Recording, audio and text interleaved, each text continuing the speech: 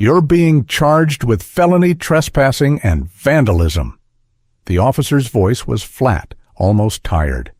The old man said nothing.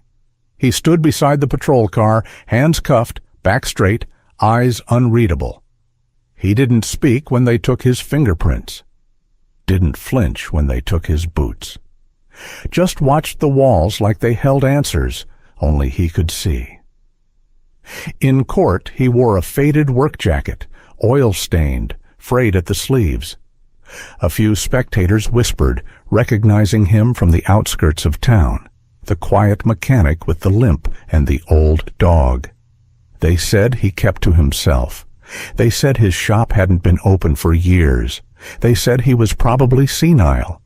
But what no one said, what no one even guessed, was that 20 years ago, that same man had grounded an entire enemy fleet using nothing but scrap metal and grit. And the only person alive who could prove it was already on a flight headed straight to this small courtroom. Welcome to Forgotten Valor. Before we continue, tell us in the comments where you're watching from, and if you believe stories like this should be told, subscribe to the channel. The world needs to remember. The town was the kind of place people passed through without stopping. One main road, one diner, one gas station, and one courthouse that hadn't seen real news since a local mayor got caught using town funds to pave his driveway. So when a 74-year-old man was arrested for breaking into a military scrapyard at midnight and dismantling a classified surveillance drone piece by piece in under 9 minutes, it was strange, but not headline-worthy, until the military got involved. They didn't press charges. They didn't say anything, actually, just showed up the next morning, collected the wreckage, and left without comment. The charges came from the town. The property damage, the unauthorized access. The part that didn't make sense was why. Why would a reclusive mechanic with no prior record break into a government facility and take apart one of the most advanced machines in the U.S. arsenal? He wouldn't say. The public defender looked like she was 12 years old and had just learned how to use email. She called him Mr. Ellis. He called her Miss. That was the extent of their relationship. No family listed, no next of kin, no explanation. He refused a plea deal, showed up to every hearing without a lawyer until the judge forced one on him.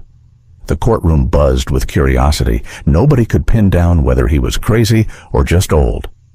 But the real storm was brewing somewhere else. Because halfway across the country, in a secured facility in Nevada, a retired Air Force colonel saw the incident report and dropped his coffee. 2 hours later, he was in uniform again. 3 hours after that, he was on a plane. The name on the docket had made him sit down. James Ellis. And while the courtroom filled with people who thought this was just a strange footnote in an otherwise boring week, Colonel Marcus Langston knew otherwise. The court clerk mispronounced his name. James Ellis? He stood, nodded once, and walked to the table without being prompted. No cuffs, just quiet eyes and calloused hands. The bailiff didn't like him, couldn't say why. The man had said nothing, done nothing, but his silence felt like it weighed something, like if he opened his mouth, it would shift the air in the room. The prosecution painted a picture of a lonely old man with a chip on his shoulder. They used the word delusional twice, the phrase military complex 3 times. A psychologist testified that he exhibited classic patterns of dissociative behavior. Ellis didn't blink. They brought out diagrams, photos, the damaged drone, $2.3 million in losses, advanced systems dismantled with precision they claimed was almost surgical. The prosecutor smirked as he described it. It's as if he knew exactly where to cut. The judge raised an eyebrow. The public defender didn't even glance up. Then came the final witness. He disabled our drone like he'd built it. Is that possible? Number because nobody outside of Lockheed Martin has even seen that blueprint, and he used a wrench and a flashlight.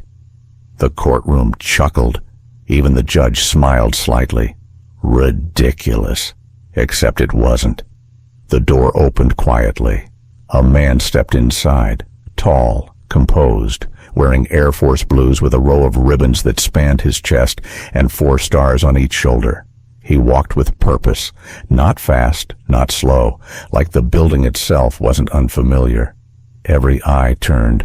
The judge paused. "May I ask who you are, sir?" The man didn't hesitate. "General Marcus Langston, retired. I'm here to speak on behalf of James Ellis." The courtroom went silent. "I understand this is unusual, but I was cleared this morning by the Pentagon. I have something to say, and it's classified until right now." The judge glanced at the prosecutor, who was suddenly very, very quiet. "Go ahead." Langston stepped toward the jury box, removed a folder from his inner jacket pocket, and laid it flat on the railing. "In 2003, I was assigned to a covert engineering unit responsible for counter-electronic warfare operations overseas.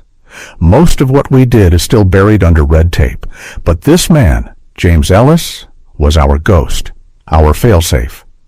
When satellites failed and computers froze, Ellis didn't. He fixed systems no one could understand. He invented fixes that saved lives. There's a mission file buried under Operation Grey Ember. You won't find his name, but without him, my team and I would have died on a desert ridge outside Kirkuk." He turned to the judge. His last official act was creating a signal disruptor that ended a drone war before it started. Then he vanished. Retired without pension, refused recognition, said he was just tired of being useful. We tried to find him. Letters returned, calls unanswered. I thought he'd died. Langston looked directly at Ellis. When I saw what he dismantled, I knew. That drone wasn't just a drone. It was carrying software we once swore would never be deployed on U.S. soil. Ellis recognized it, knew what it meant, and stopped it. Alone, quietly, without asking permission. He turned back to the judge. He didn't break the law. He kept a promise, one this country made, and quietly broke. The prosecutor tried to speak, but the words faltered. Langston added, "This isn't about vandalism, it's about accountability." The judge was quiet for a long moment. Then she said softly, "Charges dismissed." Immediately. The gavel fell like the closing note of a long-forgotten anthem. Ellis stood, but didn't move, didn't react. Langston walked to him, offered a handshake. Ellis hesitated, then took it. Outside, a few veterans stood silently, saluting. Reporters didn't shout questions. They just watched. Ellis didn't look like a hero. He looked like a man who'd been misunderstood for too long. But for once, someone remembered